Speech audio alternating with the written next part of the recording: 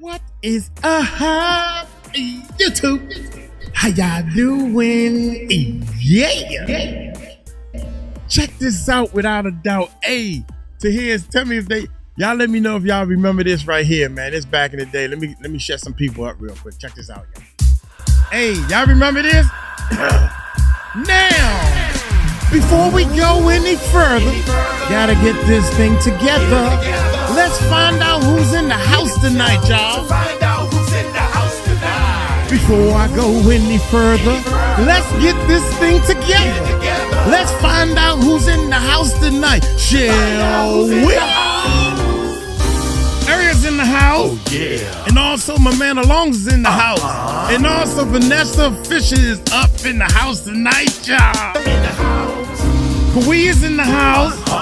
Jay Roxon is in the house. And also Lisa Sims and also Kevin and Dirk and Stacy, y'all. Michael's in the house. Oh, yeah. And also Kern's in the house.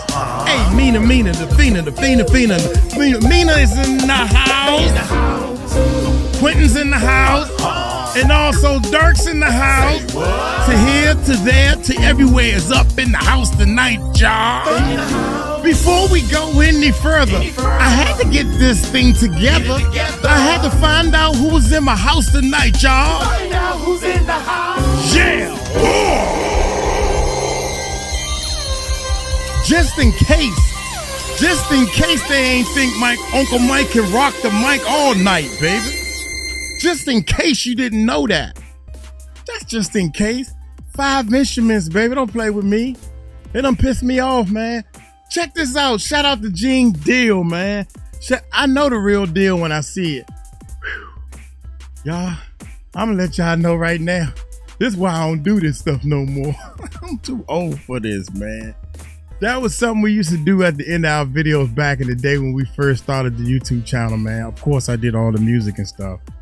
She is laughing at me, y'all. Look at this. She is laughing. Stop laughing at Uncle Mike. She waving to y'all. Go ahead and wave there. Go ahead and wave. Okay, she waved. Oh my God. I'm going to go back over there, man. Woosah. Woosah. How y'all doing? Y'all doing all right? I hope everybody doing good, man. That's what I hope and pray. Rest in peace to Charlie. God, dude. Now I forgot where was that. Gene Deal, baby. Yeah. Oh my gracious, man. I can't believe Diddy's locked in a cell. Tunnels under his house and he can't make bail. I still hear the music, y'all. Look, I still hear the music, baby. Yeah, Uncle Mike feel good, man. I got a kidney stone, man. That joint was messing with me for the last 2 or 3 weeks, but I'm feeling great. Check it out, man. Gene Deal exposed his final list of celebrities that were infected at Diddy's party. I cannot believe Diddy's locked in a jail with tunnels under his house, but he can't make bail. That's why the judge ain't giving him bail, man, because he got them tunnels under his house. Hey, y'all hit that subscribe button, hit that bell. Let's check this bad boy out, man. Here we go. I wonder what they did with the cocaine, because they didn't turn it over to the police. They said they found loads of cocaine, razor blades. They said that the sheets were bloody, nasty. They found a whole lot of used condoms. What's up, guys? I was thinking about this Diddy situation. I talked to a few people, and I seem to think that the reason why their groups are so close is because all of them have a certain type of STD. I think they all got the alphabet. Now, bear with me, guys, because I'm not even trying to cap. That's why they close? Wait a minute. We're going to all hang together because we all know we carrying. We carrying without a concealed license. Oh, my God. I looked at it like this. They're not using condoms, right? So if you're in a party not using condoms, it ain't like you could catch something twice, right? So if you already got something, ain't like you can catch it again. So I believe, one of my theories is that these people at these Diddy parties were so close because they all had STDs. And so therefore all the super freaky stuff, it ain't like you could catch something twice. So almost like having a disease is a rite of passage for that group.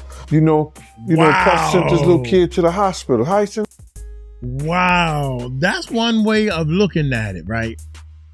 But if I had any type of problems going on down there, I don't want to go, because even though it's all have the same label, right? Just how my mind thinks. This is just me. This how my mind thinks. I might have, what is it? The H. Just in case YouTube be tripping. I might have the H, but you might have the capital H. Oh my God. Bullshit. There's no way in the world, man. That's some bull right there. I don't care what you, if I have it, you might have it worse than me. You might have it to the second or third power. I can't take that chance. It might get worse. You know, I might have a breakout, on my pinky. And then all of a sudden, because I'm messing with you and we mess with the same people that got it, and now it's a breakout all over the whole shaft. You get me? Come on, dog. Ain't no way in the world. Like you could catch something twice. So almost like having a disease is a rite of passage for that group. No. You know, Puff sent this little kid to the hospital. How he sent him to the hospital? Man, excuse me. Nick was bleeding from the butt. And that's what was said. But I didn't even have a name for the kid at the time. My bad, man. That ain't funny, Mike. Uncle Mike, that's not funny at all. That ain't funny, man. Hey, he said, man, that little dude was bleeding from the butt. The way he said butt, man. That ain't funny though, man. Shout out to Usher, man. I'm glad he lived through it. And they said he carrying it because he had a couple of ladies that sued him and won because he gave it to them. Man, Nick was bleeding from the butt. And that's what was said. Oh, man. But I didn't even have a name for the kid at the time.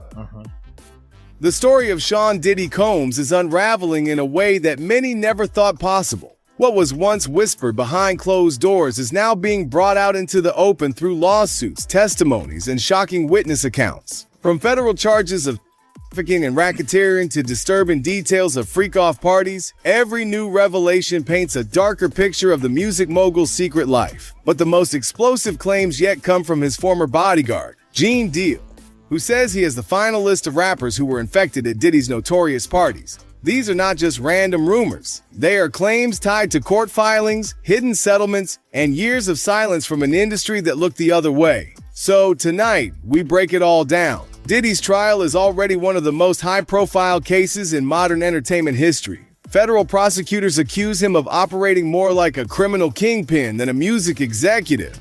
The charges include trafficking, racketeering, and allegations that his companies helped enable and cover up abuse. More than 24 civil lawsuits have been filed, many echoing the same disturbing themes. The plaintiffs describe a system built to lure, exploit, and silence. For years, these stories were dismissed as gossip, but Cassie Ventura's lawsuit in late 2023 broke the dam wide open. Her bravery to come forward showed the world that these whispers had truth behind them. And once her case became public, others began stepping forward, describing freak-offs, coercion, and violence that painted a chilling pattern of behavior. Following statement, this entire criminal process started when our client, Cassie Ventura, had the courage to file her civil complaint in November 2023. And Kira, we should say that's true. The criminal investigation is largely based on the statements in Cassie Ventura's lawsuit and intensified, of course, once video from the 2016 hotel security camera became public. The statement from Doug Wigder, her attorney, goes on to say, although the jury did not find Combs guilty of Cassie beyond a reasonable doubt, she paved the way for a jury to find him guilty of transportation to engage in prostitution. By coming forward with her experience, Cassie's attorney, Doug Wigdorf, goes on to say, Cassie has left an indelible mark on both the entertainment industry and the fight for justice. We must repeat with no reservation that we believe and support our client, who showed exemplary courage throughout this trial. She testified for 4 days, often quite emotionally so, giving graphic, explicit detail of what she said she was made to do. And Sean Combs did not deny the facts of the freak-offs. Everything that happened in those hotel rooms did not get challenged by the defense. The defense simply saw it differently, as something that went on in a personal, consensual relationship, not trafficking. Get into this lawsuit, right? Man, hey, I'm sorry, man. Good God Almighty. I said, good God Almighty, man. That girl is so, man, she fine, y'all. She fiance on the phone. That girl fine, man. Good God Almighty, boy. I'm sorry, baby. She waving. Hi, y'all. She waving. Hi, y'all. She is, man. Cassie is. Good God Almighty, baby. Oh, my gracious. And Sean Combs did not deny the facts of the freak-offs. Everything that happened. Look at that. Look at that. I don't even know what this dude's saying. I don't know what he's saying. In those hotel rooms did not get challenged by the defense. The defense simply saw it differently, as something that went on in a personal, consensual relationship, not trafficking. Get into this lawsuit. She is photogenic, man. Okay, y'all, here we go. Let's get back to the story. She is so photogenic. That's real talk, man. She is a beautiful model. I think she's almost, I would say perfect. Cause she got the perfect face, man.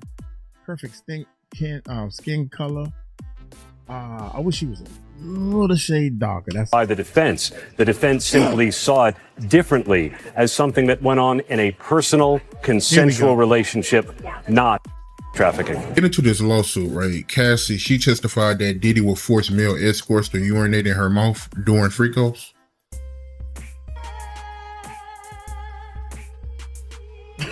My man, you know, look at that's me. a touchy and difficult subject when you're a man and you have daughters. You understand? And that's why we as men need to play a prominent part in our daughters' lives, because you get men like this that's got this corrupt and devious minds that they don't respect womanhood. You understand?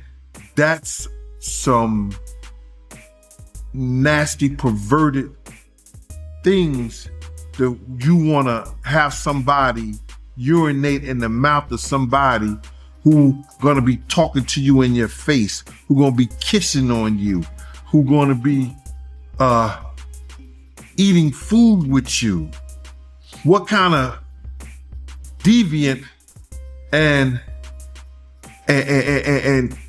crazy mind you have to have to have somebody do that to somebody that you care about, you supposed to care about, that you supposed to love, man. You know, something is sick about that, brother. You can't tell me that that's some kind of fetish. You know what I'm saying?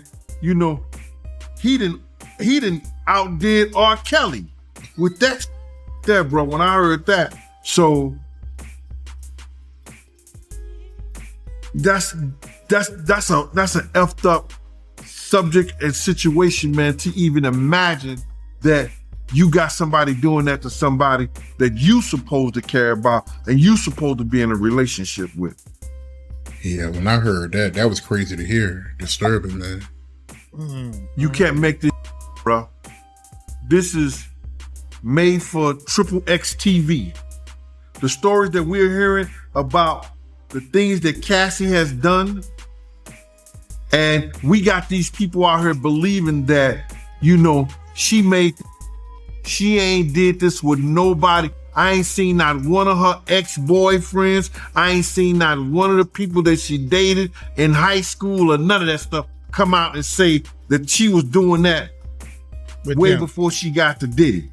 So It is disturbing, bro. The shockwaves Letting somebody pee in your mouth.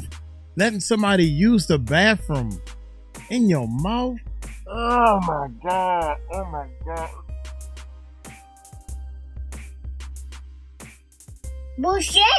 Bullshit. Oh.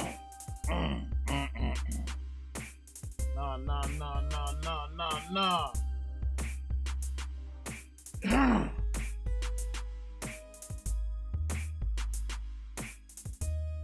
You know what? While I was talking, man, my bad. When I was talking, I remember in the comments the last time we were talking about this, they said, nah, some people like that, man. It's called hey, go on there, Uncle Mike.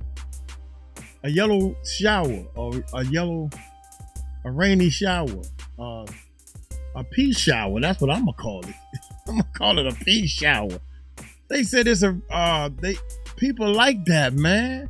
They want somebody to pee on them. I didn't know. I don't understand. Either way, I can't. Either way, I don't understand how you. Okay, I love you so much, baby. You my heart. You are beautiful. Let me use the bathroom on you. That won't make me feel good. That make her feel dirty. Oh, ew. Or, baby, I love you so much. I want a shower, a yellow shower. Is that what they call it? A yellow shower or something? Y'all let me know in the comments. I forgot. I forgot again. A rainy shower. Okay, all right. My bad. My bad, man. That's nasty. That is very nasty. Come out and say that she was That's doing very that nasty. way before she got to Diddy. So it is disturbing, bro. The shockwaves of these lawsuits have reached every corner of the industry, forcing longtime associates to distance themselves from Diddy. What once was considered untouchable power is now being dismantled piece by piece in a courtroom. Reporters are following every detail, while insiders who once stayed quiet are finally being pressured to speak. These lawsuits are not just about one man's actions, but about an entire culture of silence that enabled him. The trial is showing the consequences of unchecked influence. These moments reveal how far Diddy's reach extended, shaping careers, silencing voices, and protecting his empire with fear and manipulation. I believe she knew he was doing the freak-offs, but do I believe she knew he was allocating different monies to different places and which way it was going, which offshore accounts, which Swiss banks accounts, and all this shit was going in? Nah. I think she just was enjoying the fruits of the labor. But why you believe she knew about the freak-offs? Because one of the witnesses said she was there. And do you remember this, bro? Check it out. People tell off on themselves so much, man. And I don't understand when people don't catch it. Check it out. Diddy has said this. He said, when I give a party, I have to have an ambulance outside of the house. Paramedics ready. That people have to take IVs. Remember the time that him and his mama kissed each other on the lips? Yeah, I remember that video. Do you remember that both of them was getting an IV at the same time? Yeah, I did notice that, yep. That's from the Diddy freak-off party. And I'm gonna say allegedly. Even his mama is on IV drip. Sick. That's why I keep doing like this, man. I can't believe Diddy locked in a cell, tunnels under his house, and he can't make bail. even his mama on IV drip. Sick. This dude is sick. Using the bathroom. And you want to tell me he need to be let out. He going to walk free. Bullshit. That's bullshit. Bullshit.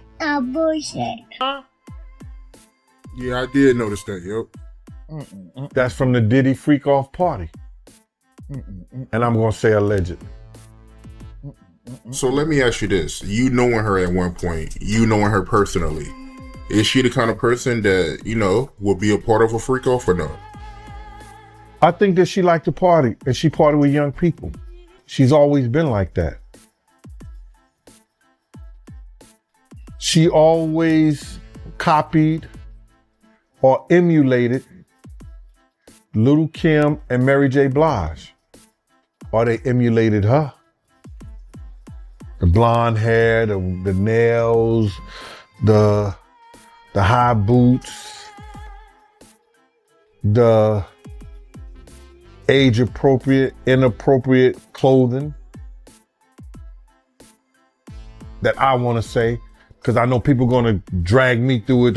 What you mean? She's 70, 80 years old. She don't have to wear she can wear hot pants if she want to. Okay. No, she can't. So, all of a sudden I hear Diddy, who's in her bedroom. He's like, yo, babe, come here. And she's like, yeah, no problem. But hold on one second. I have my computer on, my personal information out on my computer. Let me just take it off and I'm coming. Yo, all of a sudden I just see this big ass bottle of liquor come flying past her face and just hit the wall, bro. It didn't even break, which was crazy. But hit the wall and fell down. She got scared. He comes out the room, grabs her by her hair, bro, drags her off that chair and drags her into the bedroom. And I just hear, pop, pop, pop. When I tell you to come here, you f***ing come. Pop, pop. And she's just screaming, I'm sorry. Yeah, I got crazy goosebumps right now, man. Like, when I was testifying against this, bro, like not in the court, like when HSI first reached out to me about this, I like from the day that they started interviewing me all the way up to the point where we was just about to go to trial, bro. Every time I told this story, bro, I was having a meltdown, bro. The guilt that I had, bro, because I just remember standing up, I'm gonna kill this. And they're sitting down like, you're gonna die, bro. You're gonna die, bro. All goons is in the next room, the next apartment right next door, bro. You know what this is, bro. You know who this is. And it's like, yo, like how to make what is the right decision in that case, bro? Facts. That's facts. I like my man. I like my man right there, because all these fake people, they'd be like, shoot, man, I would have grabbed him and threw him off. I don't care. Nah, until you in that situation, bruh. See, he talking from a point of view that he's been in that situation. See, I've been in these type of situations before where you got to think before your dumb tail end up 6 feet under. They sitting there, they bodyguards and security. They ain't done nothing all month. They ain't hurt nobody. They been going to the gym. They been working out. They ready. And it's about 3 or 4 of them. My guy plus Diddy. And you gotta make that decision, man. That's crazy. Listen, I just remember standing up. I'm gonna kill this. Yeah. And they're sitting down like, you're gonna die, bro. Put him and Puffy in the ring together. Puffy doing all these drugs, alcohol, smoking weed, all this stuff. Ain't exercising like he used to. Puffy used to be fit. When I say Puffy was fit, he was a dancer. He can party and do this all night long, and he can stay on the treadmill longer than y'all stay black. Good night. Russell Simmons. He beat Russell Simmons in a stand on that treadmill race for $5,000, $10,000 or something like that. You're gonna die, bro. All goons is in the next room, the next apartment right next door, bro. You know what this is, bro. You know who this is. And it's like, yo, like how to make what is the right decision in that case, bro? There's gonna be a whole lot of dumbass people that's gonna be like, yo, you supposed to go in there and beat up this dude. Yeah. Man, please, bro. Let me tell you something. He was beating this woman and she kept going back. And I'm not victim blaming, bro. But what I'm saying is there was certain to be 2 victims in this case, and one of them was probably certain to be excommunicado altogether. And that was me. Especially with, if I would have attacked that dude, like, there ain't no way it ain't making the news, bro. Cause I was gonna rearrange his motherfucking face through the rage that was going through me, bro. But you just don't know what to do in that situation, man. I stood up, I sat down, I put my clothes on, I sat back down again. I'm like it's just you don't know, bro. You don't know what to do. And then he has the audacity, fam, to walk out the room like 10-15 minutes later and be like, yo, y'all ready? On the stand, Cassie Ventura just after what I seen, you done beat him up, and now we gonna have a freak off. I can't have, you done beat the girl up. Damn, yo. That's a bunch of bullshit. Bullshit. Bullshit. Here we go, man. described a life of control and manipulation. Meeting Diddy at just 19, she was soon locked into both a professional and personal relationship with him that blurred every boundary. Her testimony revealed that freak-off parties were not occasional wild nights, but systematic events organized for Diddy's satisfaction. She alleged he forced her into encounters with others while he filmed, and that these were not isolated incidents. Her words made clear that what many thought were exaggerated rumors were in fact orchestrated rituals designed to break down and control. For prosecutors, her testimony is a centerpiece of the case. For Gene Deal, it confirms what he claims to have seen behind the scenes. Her story is important because it validates years of speculation that insiders dismissed. She explained how Diddy's control extended beyond the bedroom and into every aspect of her life, leaving her without freedom or choice. Prosecutors view this as evidence that the freak-offs were not consensual experiments, but organized abuse. Cassie's courage has inspired others to step forward, and her testimony is helping prosecutors create a timeline of exploitation that now serves as the backbone of their case. Her words remind the world that silence enables, and only truth has the power to shatter carefully constructed facades of control. If he's going, well, we know he's going to the Diddy parties, and I know that it's,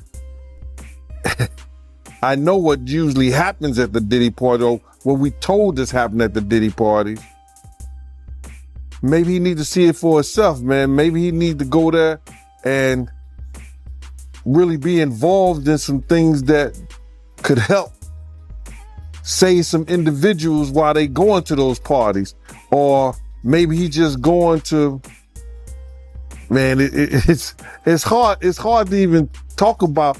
Why would you find a religious man, you know, when you know that the saints supposed to separate themselves from the sinners? And why would a religious man like himself be at a party which ain't nothing but sin that's going on, bro? Whether it's drinking, maybe fornicating, maybe, like I said, men on men, women on women. It's hard to put in perspective unless he's involving himself what is actually going on at the parties. It's hard, brother. Bro, you know, you can't, I really don't know why, as a spiritual advisor to him, that they buddy while he got a party with him like that and be at his parties. It's got to be, maybe it's something more that meets the eye. Gene Deal, Diddy's former bodyguard, has been speaking out for years. Long before the lawsuits, he hinted at the dark side of the empire he once protected. But now, with the trial exposing new layers, he has come forward with what he says is the final list of rappers who were infected at Diddy's parties. Gene doesn't just speak as an outsider. He was there. He was in the rooms where stars gathered. where rules disappeared and where silence was bought. According to him, these parties were less about celebration and more about control. Big names in hip-hop and R&B allegedly left with more than just memories. They left with infections that no one dared to talk about publicly. His claims cut into the very heart of the culture, raising questions about how much people knew and how much they chose to ignore. What makes Gene's testimony even more compelling is his willingness to risk his own safety by speaking. He has admitted that exposing these details puts him in danger, but he insists that silence only benefits the powerful. Over the years, he has built credibility as someone who knows the inner workings of Diddy's empire. Now, with the trial bringing fresh attention, his words are gaining new weight. Many believe Gene's revelations could finally dismantle the myths surrounding Diddy's legacy and show how corruption spread. Deal's courage also highlights how truth-tellers are often punished, yet they carry the responsibility of exposing corruption for future generations. Bruh, those people who was caught at Diddy party did not know that he had 250 tape recorders in that house. That's a big house. But he had 250 tape recorders in that house that they took, that the feds found. So now with them finding all that and you being at a Diddy party, you know you may have done something that was caught on one of those tapes. You just better pray to God that they don't recognize you. Those people who know that they did something, no, they're not going to speak out. They're not going to say nothing. What part of the game is that? They are not going to come forward and tell on themselves. Nah, not at all. Ice Cube, he said it himself, bro. He said that Diddy's been targeted because of what he said about those folks and those people. Now, the people who was on those tapes may feel like Diddy might be targeting them. Because if he's asked about who is this, who is that, and he's under oath with the federal government, he got to tell them. Wow, that's crazy, man. I wanted to stop it a little while back, man. Dude, can you imagine 250 cameras? 250 cameras. Can you imagine your dream house? How many bedrooms you gonna have in your dream house? What type of basement? Imagine that you don't want no, whatever your bedroom is, where you sleep at, your private room, you don't want no cameras there. So you might as well cut that one out. But imagine your dream house and how many bedrooms you have. Let's say 10, right? Let's say 10. Dude, 250 cameras, that's a lot of cameras. That's cameras all over. Each room got to have about 10 cameras, man. Each room probably got about 10 cameras. Jesus. He's not going to plead the fifth. Yeah, I know that got to be a terrible feeling, man. You know you did something wrong at Diddy party, and you hoping and praying that it's not caught on tape. But they don't think they did nothing wrong. That's their lifestyle. That's their lifestyle, bro. I ask guys all the time, if two men lay down, how many homos get up? What you mean? I mean what I mean. It's what it is. The so-called final list that Gene Deal points to is both shocking and devastating. While he has not publicly named every single person, the whispers surrounding who attended these freak-offs have already circulated for years. These are rappers who built their brands on power, wealth, and untouchable status, only to find themselves entangled in a hidden system of compromise. Deal suggests that some of these rappers contracted infections that were directly tied to Diddy's secret gatherings. To the public, these figures remain icons. Behind the scenes, however, Deal says they lived in fear of exposure.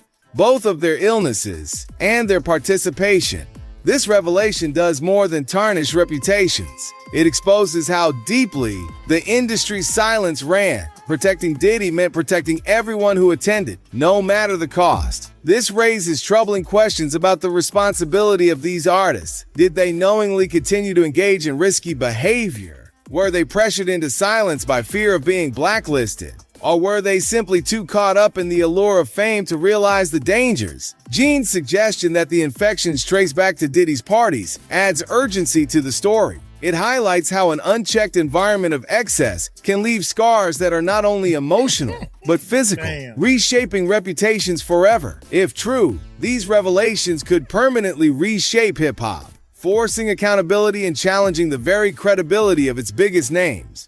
I don't have no qualms in her defending her son. You got to understand that, man, Miss Janice Combs been around for a long time, and she's a trendsetter.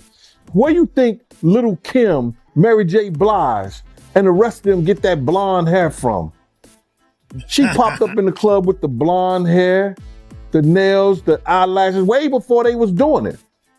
You know, people used to think that she was Lil' Kim mama, or Lil' Kim was trying to be her daughter. Damn. Because they used to say they look alike.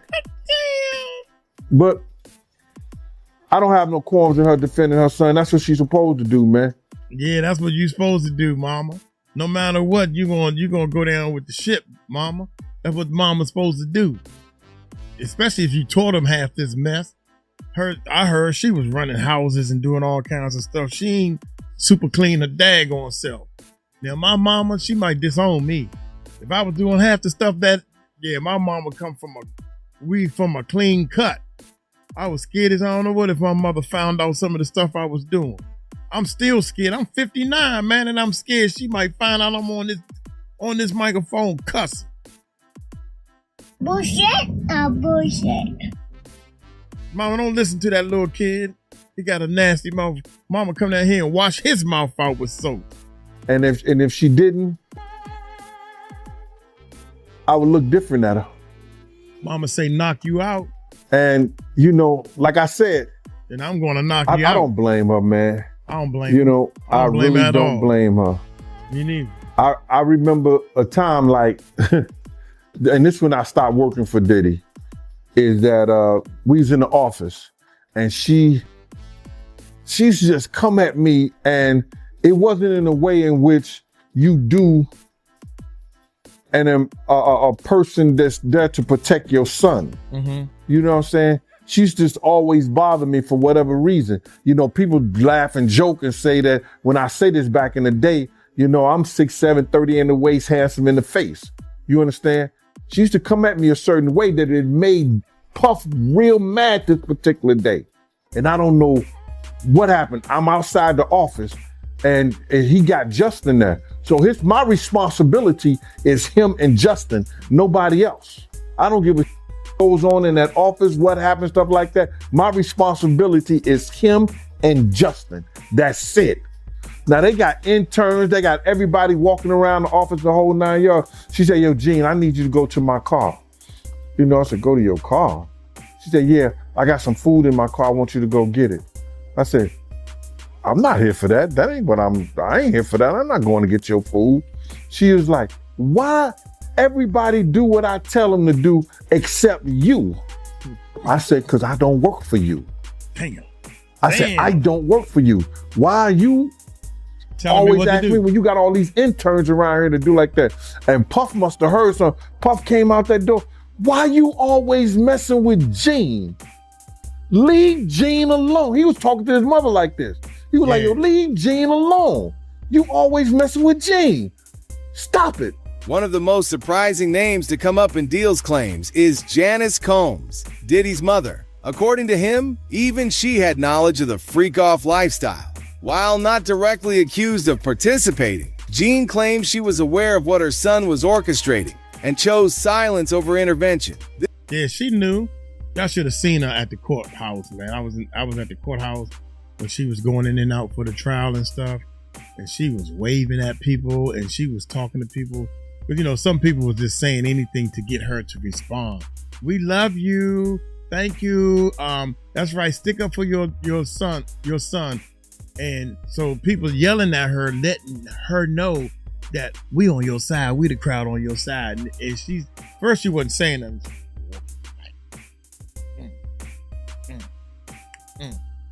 I'm all that. That's how she walking in, right? Then all of a sudden, she kind of stopped like, oh, they kind of like me. We love you. Yeah. And when she turned around, yeah, they was waving. Then the crowd roared just a little bit. Oh, thank you. Thank y'all so much, man. God bless you. I'm so glad y'all standing beside my son. Thank you. I wanted to say, ain't nobody standing beside your son. We over here. But I'm a little too old for that right now. Get your little, God dang. How dare you? You should be one of the first ones talking about, I am so mad at my son for beating on people. Yeah, that's crazy, man. This paints a picture of complicity that extends beyond business, associates, and into the family itself. If true, it suggests that Diddy's empire was not just tolerated by those on his payroll, but also overlooked by those closest to him. It raises a haunting question. If even family chose not to stop him, how much power did he really hold over everyone in his circle? These allegations complicate the narrative of Diddy as simply a powerful man, shielded by money and fame. They suggest that his control may have extended into his household, where loyalty became silence. Gene's claims about Janice Combs add another layer of moral responsibility, making the situation even more disturbing. If family members knew yet did nothing, then the web of protection around Diddy was even stronger than people imagined. This is why Deal's words carry so much weight. It suggests silence was not only professional but personal, and complicity stretched beyond business into family loyalty that ignored morality. Diddy was at this party? Denzel Washington was at this party? Yep. Birdman was at this party? Yes, he was. And Young Jock? Yep. And you're telling me Denzel was there and it was after 1 o'clock when he supposedly left? And beanie, socks, and a gold chain. So you're telling me Denzel Washington was butt naked, he had a beanie on, socks on, and a gold chain, and that's it. In front of children. Yep. Funny. Because he sure portrays himself to be holier than thou. Well, so a lot of them do.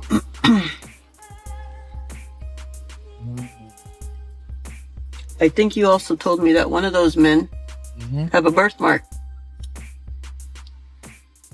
Left thigh. One of those men have a birthmark on their left thigh.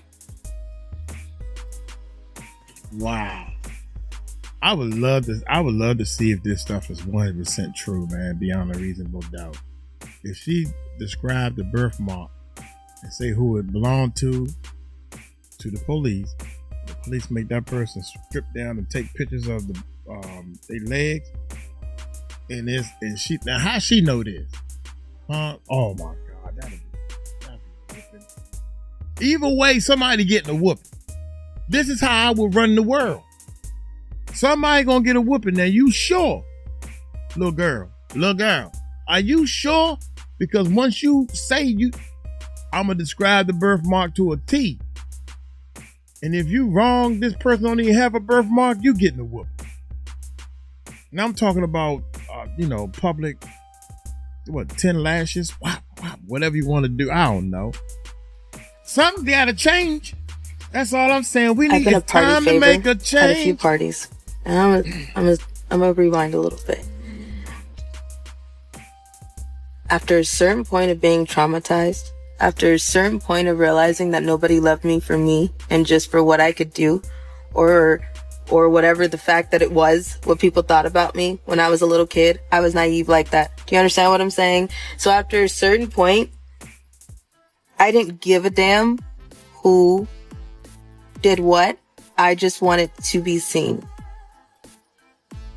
And I know that a lot of people can say, yeah, there's times where a point in your life where you're just like, I just want somebody to give a damn. I just want somebody to see me, and I just want somebody to love me. Okay? So I was there a lot because I've been abused a lot. And after a certain point, I went really numb, didn't care. A lot of people that were with me called me a traitor because they felt like I just left. I'd be mad at me too because I stopped. I stopped giving a about anything. I didn't care. It all just... One of the biggest takeaways from Gene Deal's revelations is how the entertainment industry collectively stayed silent. Record labels, managers, artists, executives, and collaborators all saw pieces of the truth. They saw bruises, breakdowns, and bizarre parties. Yet the money was too good, and Diddy's influence too strong. Speaking out meant risking careers, contracts, and sometimes safety. For many, it was easier to pretend nothing was happening. This silence allowed Diddy to keep operating his alleged freak-offs for decades, pulling in both rising stars and established icons. Now, with Deal's words and Cassie's testimony, the wall of silence is cracking. But the question remains, why did it take this long for the truth to come out? The reality is that the music business thrives on power hierarchies. Those who spoke out... You can't tell me it look like... But the question remains, why did it take this long for the truth to come out? The reality is that the music business thrives... Somebody got some sugar going on up in this joint right here, man. Man, get out of here. Somebody got some sugar going on. I don't know which one, but that don't look good. That right there, that don't look good. Good. No good. Good God, he looked like he looking deep into Diddy's eye. Oh my God. What you did to me last night. Oh, Leonard. Oh my God, man. Come on, baby. And it ain't nothing wrong with it. It's what's wrong with all this stuff is you hiding it. That's it. Thrives on power hierarchies. Those who spoke out against influential figures often found themselves blacklisted, while those who played along were rewarded. This dynamic created an environment where Diddy could act without accountability. Industry insiders are now scrambling to rewrite history, claiming ignorance. But the damage has been done. Silence protected the powerful for decades, and now it is finally unraveling under the weight of public exposure and legal consequences. The industry's delayed response exposes how power shields abusers, proving that profit often outweighs justice until the truth becomes undeniable. Why do you believe that Jay and Puffy is close, even though Jay's lawyer came out and said they're not? Because Jay-Z and Puff was given an assignment. Okay. And that was to destroy East Coast rap. And what I mean by that, and I know people gonna be like, yo, Gene is out of his mind and everything like that. Check this out, brother. Is that New York rappers was getting 800 to 1.2 million, or some larger than that, and sign with labels back then. And they was getting a lot of money to make albums and records. When they had guys down south that these labels was paying $250,000, $300,000 on record deals, and these guys was bringing back platinum albums and everything like that. So what they had to do was they had to keep New York rappers down. That's one reason, other than the Irv Gotti that 50 was going through, and the poison they was putting in about 50, he had to go elsewhere to California, or with Jay and not with Dre and Eminem to get a deal. They did not want East Coast rappers to get big. They were suppressing all new artists that was coming out of New York. Jay and Diddy was doing that. That's why when I heard your story, because I knew this for a long time, but when I heard Dame Dash that Jay wouldn't sign off on nothing, Jay wouldn't do this and Jay with that, because he couldn't let a Cameron blow up. He couldn't let an East Coast rapper like Beanie Siegel blow up. Because him and Diddy was giving that deal, we gotta keep these East Coast rappers down. If Gene Deal's list proves accurate, the fallout could shake hip-hop to its core. We are talking about legendary names, rappers with global fan bases, suddenly linked to Diddy's most disturbing secrets. For the culture, it would be devastating. Hip-hop has always thrived on the image of authenticity and resilience. But what happens when its biggest stars are revealed to be victims of manipulation or complicit in silence? What happens when the community realizes that infections spread not just biologically but symbolically, contaminating the very legacy of the music? This is the ripple effect that Deal warns about, and it is why his words hit harder than most. Fans are already debating what this means for the future of the genre. Can the music still hold the same weight if its creators are revealed to be compromised? For younger generations, hip-hop has been a source of truth and identity. If that foundation is shown to be built on exploitation, it forces a cultural reckoning. The industry will have to answer difficult questions about its role in protecting Diddy and whether hip-hop's legends can ever regain the trust of the people. This could become the biggest cultural reckoning in hip-hop history, forcing truth, accountability, and a new standard for future generations. Did you ever have the opportunity where you got invited and you said no to it? Hell yeah. What was the consequences when you said no? Puffy invited me for weeks, asking me to come and teach him how to, wanted me to be his acting coach for a while. Teach me how to go there, Dougie. and he's sitting around just looking. I'm like, okay, what's the material you want to work on? He's just looking at me. Then next thing you know, okay, hey, will you help me?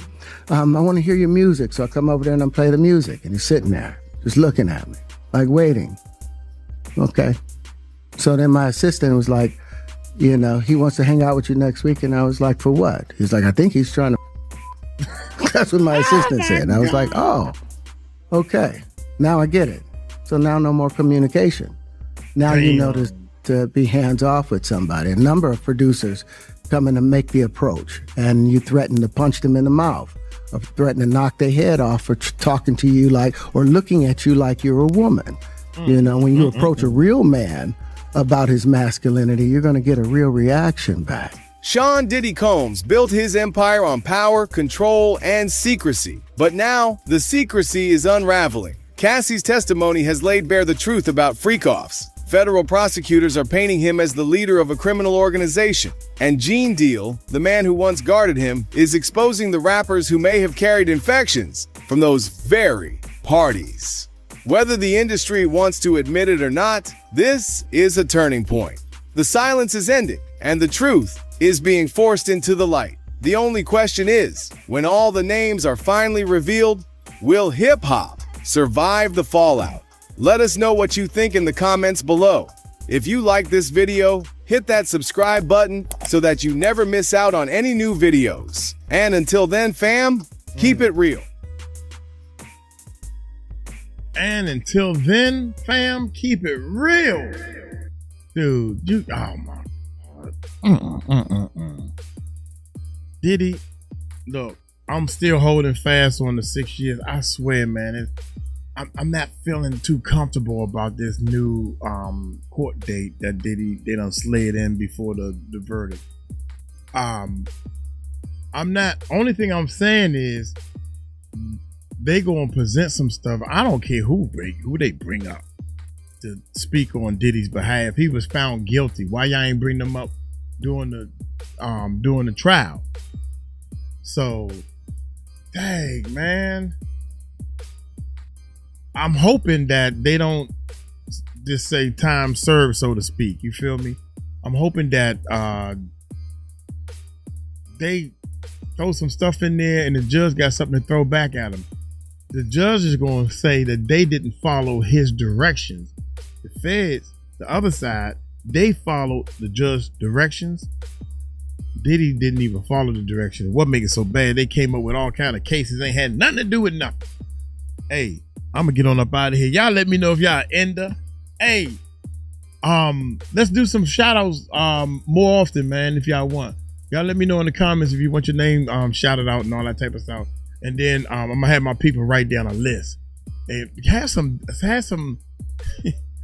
don't have no complicated names, man. Spell it out so I can say it. Y'all know Uncle Mike can't read. Y'all take it slow. Yeah, hey, Take it light, take it slow. Tell him Uncle Mike told you so. Peace out.